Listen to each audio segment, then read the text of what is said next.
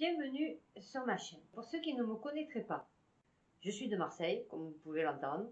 Je vis seule avec mes enfants, un fils de 21 ans, une fille de 15 ans, j'ai 50 ans. J'avais, fut un temps, une chaîne sur YouTube, voilà, qui s'appelait Cogito Ergo Sum, dont le nom de celle-là, Cogito Ergo Sum Beta, du coup, puisque ma chaîne a été supprimée.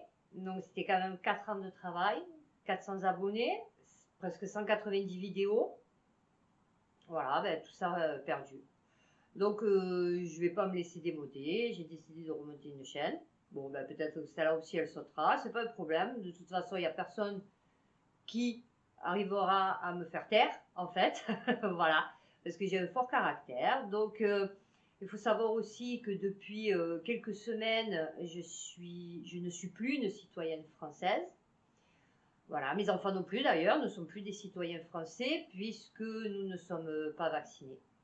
Je n'ai jamais réalisé de test depuis 2 ans. Voilà, mon fils une fois et ma fille, bon, du coup, plusieurs fois pour son passe sanitaire, qu'elle n'aura plus puisque le 19 février, elle fait 16 ans, n'est-ce pas? Donc elle n'aura plus le droit de rien faire. C'est magnifique. Donc maintenant, j'ai compris que, en fait, il y avait 2 France. Donc c'est la Macronie, avec les Macronais, d'accord? Et il y a la Gaule, avec les Gaulois, dont je fais partie, puisque moi je fais partie du Gaulois réfractaire, n'est-ce pas? Donc voilà, donc cette chaîne, c'est une chaîne où je partage mes idées, mes points de vue. Après, je peux me tromper. On n'est pas obligé de me suivre sur tout. Moi, je regarde des chaînes et je suis pas d'accord sur tout. Voilà, mais bon, c'est intéressant de savoir. Je parle beaucoup de ma vie, des gens que je rencontre, à qui je parle, parce que je parle beaucoup. D'où d'ailleurs ma chaîne, n'est-ce pas? J'essaie d'y mettre un peu d'humour, voilà. Donc je reprends, on va dire, les actualités. Par contre, là, du coup, j'arrêterai de parler de la potion magique et de Panoramix, puisque on est censuré. Hein, voilà, c'est d'ailleurs pour ça que j'ai perdu mes chaînes, enfin ma chaîne. Du coup, parce que j'ai parlé de lui et j'ai parlé donc de la potion magique du gouvernement. Voilà, comme ça au moins vous savez si j'ai à en parler. Voilà, comme pour le vaccin Pfizer, ça sera Fifi ou Momo. Hein, voilà, puisqu'il faut parler avec des codes maintenant. Du coup, ça m'a permis de me remettre en question et j'ai dit, tiens, je vais un peu moins parler de ça, de cette potion magique. Et je vais parler plus de tout ce qui est économie, société, immigration, politique, enfin bon, les sujets économie, les sujets dont on ne parle jamais à la télé ou dans les journaux. Il faut savoir aussi que je suis, on va dire, falsificianiste, voilà, parce que j'ai inventé un mot, un terme. Bon, j'invente beaucoup de termes, hein, aussi, voilà, il va falloir s'y habituer. Donc, je suis falsificianiste parce qu'en fait, depuis un moment, depuis plusieurs années, je ne crois plus en rien et en personne. Voilà. Et tout est falsification, que ce soit l'histoire, la géologie, la politique, l'économie, on nous vend surtout la santé, la technologie, les sciences, c'est que du mensonge. Voilà. Après, c'est mes idées personnelles. Bon, au moins c'est clair. Et je vais reparler santé, mais pas au sujet de la potion magique. Donc, on va commencer par Marseille, du coup, puisque bon, on a une information capitale, c'est que nous avons toujours la grève des poubelles. Voilà. Alors là, je sais pas si c'est Omicron, mais bon, il y en a des virus, hein, je vous le dis. Donc, en fait, ça dépend des quartiers. Donc, par exemple, moi, dans le 3e, c'est tout propre. Par contre, vous allez dans l'Est, 10e, centre-ville, je crois. Là, c'est même pas la peine. Voilà. Donc, nous, on s'en sort plus avec ces grèves de poubelles. Écoutez, de toute façon, on est habitués, nous, à Marseille, à vivre dans la merde. Donc, du coup, ça va pas nous changer. Alors, on va commencer par la santé. Donc, avec le rachat de l'Autrichien au régime, Sanofi va pouvoir se lancer dans le vaccin contre l'acné. Donc, moi, à la base, je croyais que un vaccin, c'était pour lutter contre un virus. Alors, par contre, je ne savais pas que l'acné, vous voyez, alors pendant des années, enfin, je sais pas, hein, perso, moi, pendant des années, on m'a dit que l'acné, c'était pour les hormones, et puis surtout, c'était la nutrition. Le stress, vous voyez, c'était surtout ça, l'acné. Ça, c'était les anciennes dermatologues, le mode d'avant, vous voyez. Voilà. Donc, dans le mode d'avant, voilà, je vais parler comme ça. Dans le monde d'avant, Les dermatologues m'ont toujours dit, oui, ben, l'acné, puisque moi j'en ai pas eu, ma fille pas beaucoup, mon fils lui par contre il en a beaucoup eu. Ils m'ont dit, oui, ça dépend de ton alimentation, ça dépend de ton stress, ça dépend voilà, de ta vie en fait, et ça dépend aussi de tes hormones. Bon, donc là maintenant, on a un vaccin contre l'acné.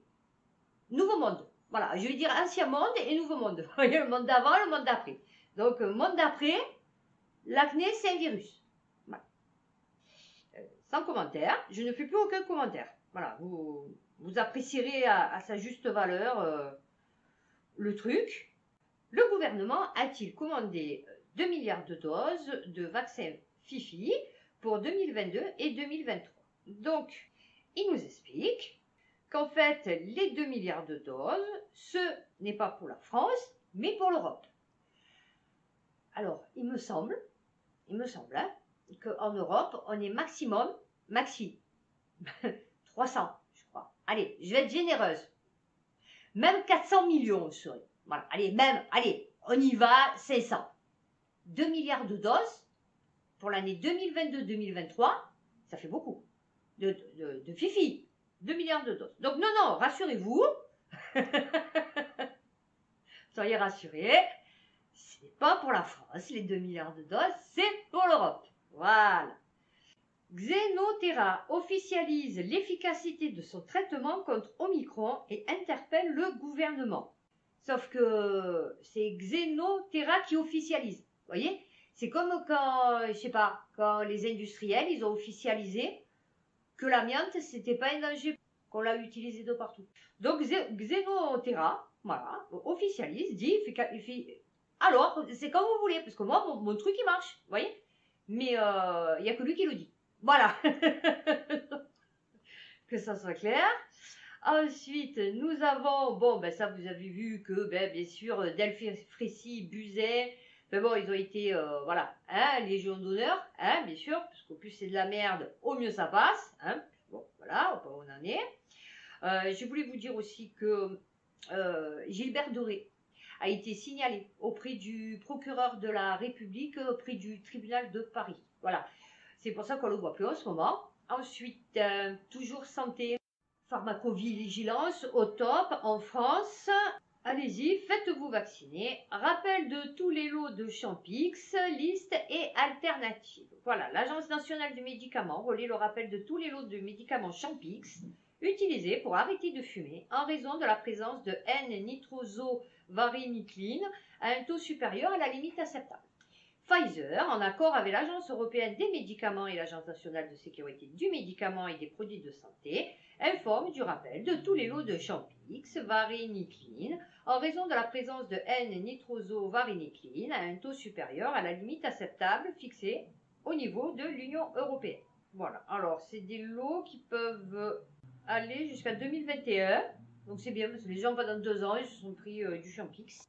À la fin du traitement, l'arrêt de Champix a été associé à une augmentation de l'irritabilité, de l'envie de fumer, de la dépression et ou de l'insomnie pour tout ou plus de 3% des patients. 3% des patients. Voilà, juste pour ça, ils ont arrêté le Champix. Vous voyez ce que je veux dire? Rappel Pfizer. Magnifique. Pharmacovigilance. Donc là, ça veut dire que ils se sont rendus compte depuis que les lots du 1er... Oh, c'est pas avant. 1er octobre 2021, c'est mort. Vous les avez mangés, c'est pas bon. Vous allez être champixisés. Voilà. C'est bien, c'est magnifique, c'est merveilleux. Véran qui a dit le 3 janvier que la 4e dose pourrait ne pas être la dernière. Vous savez à quoi vous en tenir, hein? Là, assurance maladie, j'ai reçu pour me faire vacciner. Je vais courir. Voilà, des dates. Donc c'était le 10 janvier, le 31 janvier, le 28 février, le 21 mars. Pour aller se faire vacciner. Parce que ça n'aura jamais été aussi facile. Voilà. Sauf que j'ai reçu le 7 janvier. Donc là, c'était le 4. Voilà. Hein, donc, il m'a annoncé que je pouvais aller vite courir me faire vacciner. Et là, le 7 janvier, oh, trop déçu. Ils ont annulé toutes les dates. Problème de logistique. Oh, c'est ballot. Oh, ils sont pas logisticés. Oh, mince. Ah, c'est parce qu'ils devaient pas être tous vaccinés. C'est pour ça. Donc, nous sommes au regret de vous informer que ces opérations de vaccination sont annulées pour des raisons logistiques. Voilà. Si votre agence CPAM organise une nouvelle fois ces opérations, nous ne manquerons pas de vous en faire part. Voilà, voilà. Hein? Et puis, vous avez Castex qui vous dit, vite, allez vous faire piquer parce que vous n'allez plus avoir de passe vaccinal à jour. Sauf que toutes les dates de vaccination, c'est annulé. Donc, ils bourrent les médecins, les pharmaciens, les machins, ils n'en peuvent plus, ils sont en train de péter un câble. Voilà, c'est magnifique. Alors là, nous avons l'indépendant, Covid, nouveau variant, Delta Cron. Je ne sais pas s'il y en a qui connaissent Dragon Ball. C'est un mélange entre Sangoku et Vegeta. Vous voyez, c'est Gogeta. Vous voyez, voilà. Mais là, c'est pareil. Là, nous avons Delta Cron. Non, c'est merveilleux. Alors là, par contre, moins rigolo. Mais vraiment, j'ai lu ça, j'ai dit, je suis au temps du Moyen-Âge. C'est quoi le problème, en fait? On régresse, les gars, on régresse. Reprenez-vous. Couper le frein de langue des bébés, une chirurgie inutile dans la plupart des cas. Je ne savais même pas qu'on faisait ça. Mais qui c'est qui fait ça? Mais quel est le chirurgien qui fait ça? C'est qui le chirurgien qui coupe le frein de la langue des bébés? Non, mais vous êtes fous. Mais quel est le parent? Mais allez vous faire soigner. Quel est le parent qui coupe le frein de langue de son bébé? Enfin, qui fait couper, parce qu'en plus, il le coupe lui, c'est encore pire, hein? Mais qui c'est qui fait ça? Mais vous êtes des fous furieux. Il faut vous enfermer. Vous avez un problème. Non, non, mais sérieux, vous avez vraiment un problème, en fait. Tout ça parce que, soi-disant, ça lui permet de mieux téter. Mais coupe-lui la langue et enfonce-lui un tuyau. Tu as vu avec un entonnoir et tu lui verses le lait comme ça. Tu vois, c'est encore mieux. Tu as vu comme les oies. Non, mais c'est quoi votre problème, en fait? Je viens d'amener ma petite fille de 6 mois chez le pédiatre car je craignais que son frein de langue ne soit trop court. Mais tu as un problème. Tu as un problème. Mais même pas, j'y ai pas. Mais qui c'est qui y pense? Ben ça doit être encore des gens très ouh. Parce que franchement, dans la vie réelle, je peux vous dire que les 3 quarts des Gaulois réfractaires, fait des Gaulois, donc du coup, ils pensent pas à ça. Ils en auraient fait, je veux dire, je pense que vous parlez de ça, les gens, ils savent même pas ce que c'est, en fait. Donc ça doit toucher encore une certaine classe de la société. C'est pas possible, c'est tous des dégénérés, ces gens. Une mère évoque sa consultation avec une ostéopathe et une consultante en lactation. Ah oui, c'est sûr que moi, je ne me suis pas payée une consultante en lactation, tu vois. Voilà, ouais, c'est bien ce que je disais. Pour les freins et lèvres pour les freins et lèvres et de langue. Ah d'accord, même celle. Ah, même celle. Ah d'accord. Oh, elles m'ont fait un peu peur en parlant des conséquences que ça peut avoir pour bébé, poursuit-elle, qui peut avoir des difficultés au moment de la diversification ou au niveau de la motricité.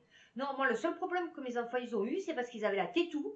Et du coup, quand on a enlevé la tétou, eh ben, ils parlaient, ils avaient un cheveu sur la langue. Parce qu'ils n'avaient pas pris l'habitude de coller la langue au palais. Vous voyez? Voilà.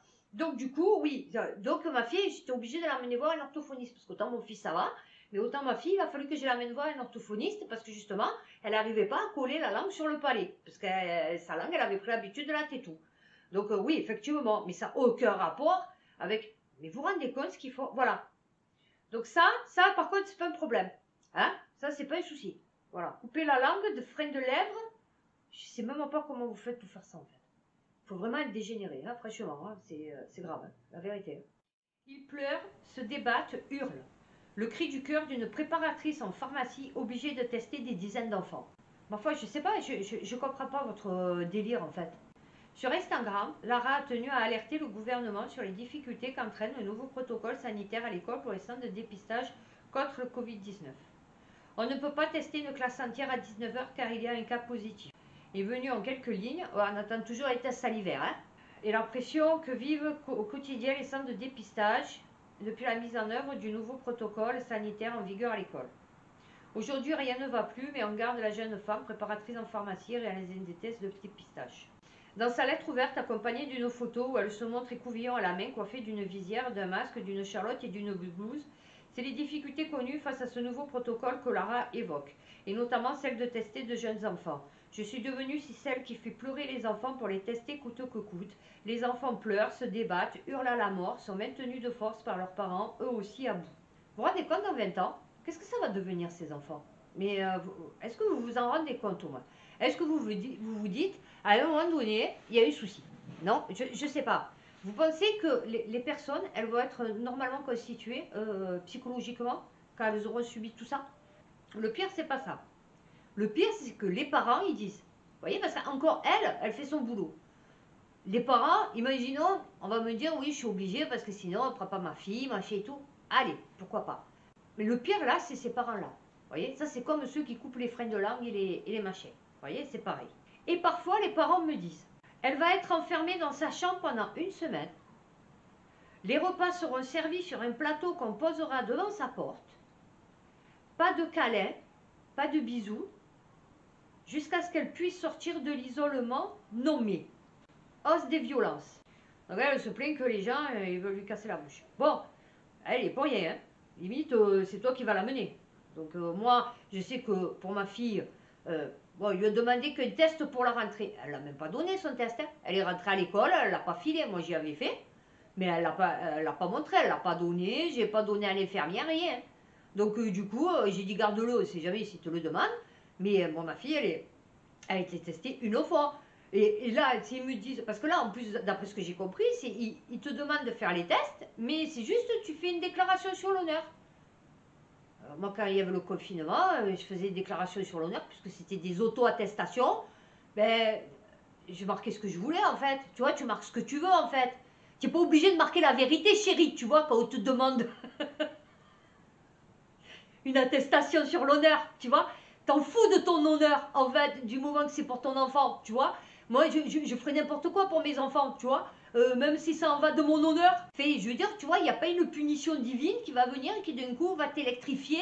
C'est pas comme quand tu es à maternelle ou quoi et que tu dis, ouais, si tu mens, eh ben, ouais, je jure sur la tête du bon Dieu et que s'il m'arrive quelque chose, eh ben, genre, non, c'est. Ça y est, c'est bon, tu es un adulte, tu vois.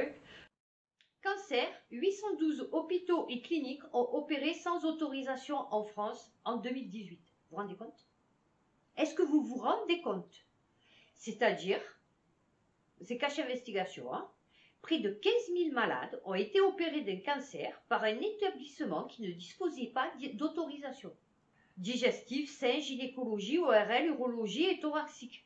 Pour le cancer du sein, ce sont 325 établissements qui opèrent sans autorisation.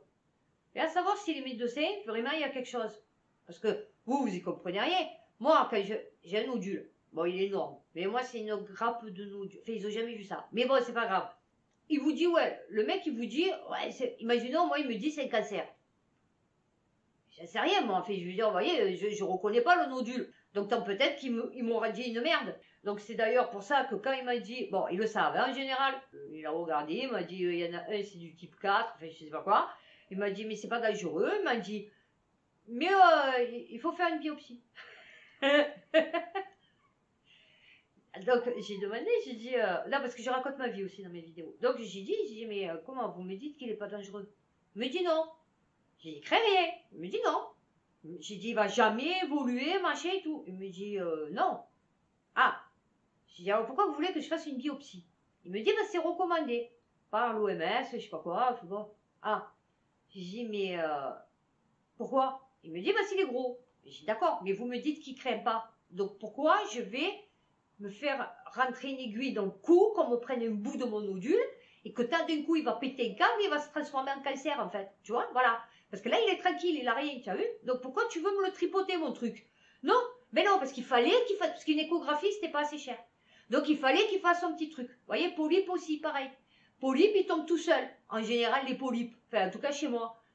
Les fibromes aussi, ils disparaissent tout seuls. Ils popent et puis d'un coup, ils disparaissent chez moi. Bon, ben, si j'aurais écouté les médecins, il aurait fallu que je me fasse opérer du fibrome, il aurait fallu que je me fasse opérer du polype, il aurait fallu que je rentre en ambulatoire, il aurait fallu... Ben voilà, ben, j'ai plus de fibrome et j'ai plus de polype et je suis pas rentrée en ambulatoire. Tu vois, voilà. Pour les cancers des sphères gynécologiques ORL, au moins 20 opérations par an. Et vous faites confiance à ça. Ouais, non, mais vous pouvez. Point de situation de la crise sanitaire en France dans les écoles. Enfin, en France. Oui. Alors là, c'est chiffres du lycée de ma fille. Attention, hein, donc c'est pas moi. En cette fin de semaine, peu de chiffres détaillés nous ont été adressés pour faire le bilan de la situation. Nous savons cependant que 14 000 classes, ça c'était au 16 janvier. 14 000 classes sont fermées en France. Chiffre éducation nationale, soit quasiment le double par rapport à la semaine dernière. Un niveau jamais atteint, même en novembre.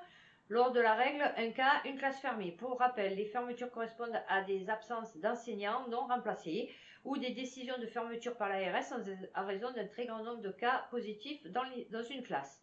Dans le département des Bouches-du-Rhône, 178 classes sont fermées. Dans les établissements des Bouches-du-Rhône, les premiers chiffres indiquent un doublement des élèves positifs et des élèves à l'isolement. Cette semaine a donc été compliquée pour les élèves et parents et la situation risque encore de durer. Ça, c'était pour nous. Aussi, un truc peut-être que vous ne savez pas, pétition pour l'ouverture d'une enquête sur la thérapie génique. Parce que j'avais signé celle, vous savez, il y avait 1 million de signatures. J'en ai fait partie. Voilà, parce que je signe. Ah, par contre, moi, je vous l'ai dit, je vais pas manifester parce que je peux pas.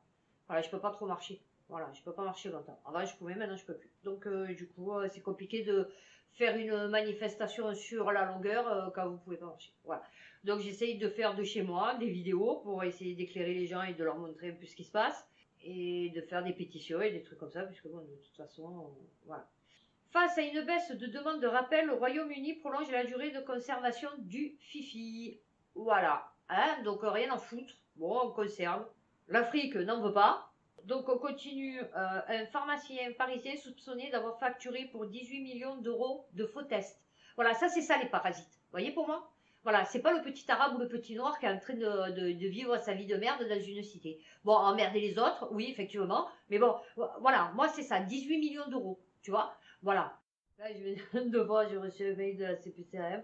Contexte sanitaire dégueulasse. Pour cela, nous avons pris toutes les dispositions nécessaires pour garantir au mieux la continuité de service, en particulier sur le versement des prestations.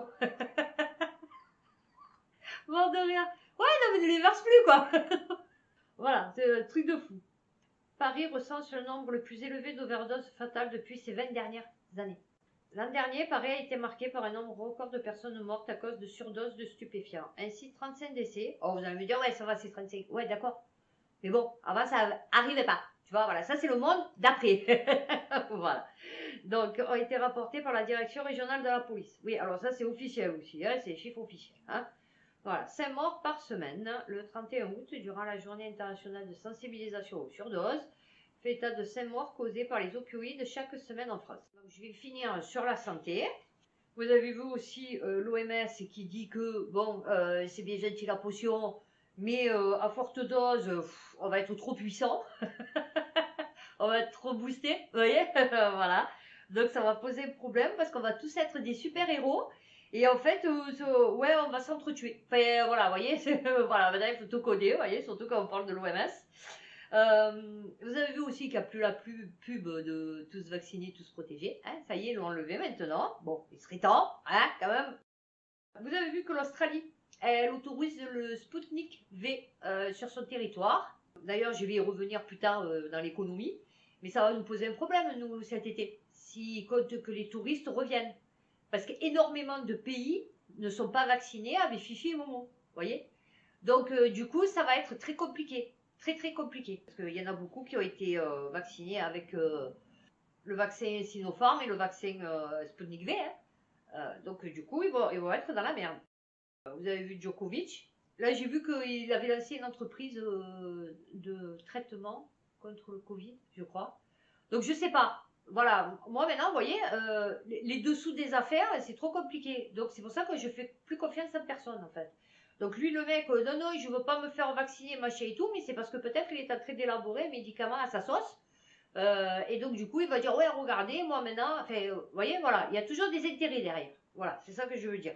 Finalement, la politique du gouvernement a fait tout l'effet contraire de ce qu'il voulait faire, hein, puisque du coup, les gens, ils en ont tellement marre qu'ils ne respectent plus rien. Très peu savaient que le masque était redevenu obligatoire. Donc du coup, il n'y a personne qui le met à Marseille. Ouais, fait, il y en a. Les personnes âgées le mettent, à moitié mourantes dans la rue, elles ont leur masque. Donc, passe vaccinal voté, hein, puisque ça ne détruit pas la Constitution, non, non, ni les droits de l'homme, non, non, pas du tout. Je vais juste raconter ma petite anecdote, parce que j'ai toujours des anecdotes à raconter. Donc, j'ai un pote, Il voulait pas se faire vacciner. Finalement, il s'est fait vacciner parce qu'il en avait marre de faire des passes sanitaires parce qu'il coûtait 25 euros. Donc, il s'est fait vacciner. Une semaine après, il a chopé Omicron. Donc, il a été bien malade. Et donc, on en a parlé. Et donc, j'ai dit, ah ben oui, tu as chopé Omicron. Ouais, tu es vacciné. Bon, je dis, mais heureusement. Ah ouais, j'ai dit, mais tu sais qu'à l'hôpital, les 3 quarts, c'est des deltas.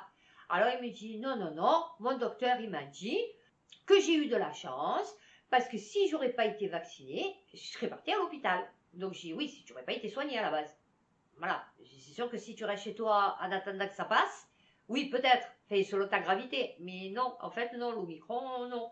Il me dit non, non, voilà. Donc son médecin lui a dit ça. Il lui a dit heureusement que tu es vacciné, parce que sinon tu aurais chopé Omicron et tu te serais retrouvé en réanimation. Voilà. Donc là, on va enchaîner donc sur la société. Vous avez vu que l'AFP lance avec Google Objectif Faites des Infox. Aussi, moi j'ai actualité Google Chrome. Mais quand vous allez dans Google Chrome, il y a des recettes, et il n'y a rien en fait sur ce qui se passe dans les autres pays. En fait, il n'y a plus que la France. La France, c'est les recettes de cuisine.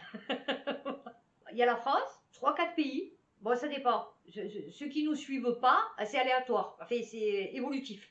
C'est-à-dire, ça peut être par exemple l'Angleterre, quand ils font pareil que nous, ou l'Allemagne, ou l'Italie, ou la Grèce, ou ça dépend. Voilà. Mais à part l'Europe, sinon il n'y a plus d'autres pays en fait. Vous voyez, l'Afrique n'existe plus, l'Afrique du Nord non plus, l'Amérique du Sud, on n'en parle pas, la Russie, bon, on ne sait pas.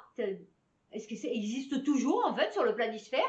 La Chine aussi, on ne sait pas ce qui se passe. Le Japon, on ne sait pas. L'Australie, bon, ça on sait. Hein. Voilà, merci.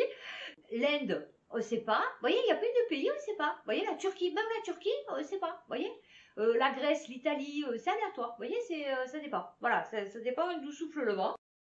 Darmanin, donc vous avez vu qu'il a dit pour Philippot de faire ça. Liberté.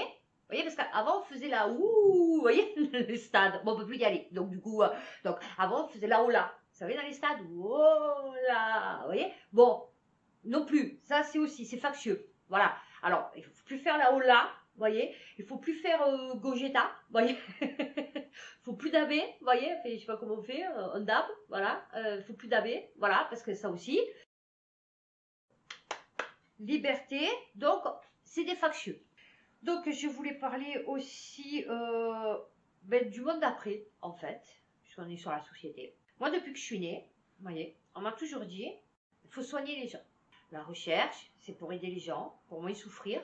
On me disait, tu verras, dans 50 ans, les gens, ils souffriront plus. Physiquement, hein, je parle de douleur. Bon, on souffre toujours. Hein, je vous explique, voilà, moi je souffre, hein, du matin jusqu'au soir.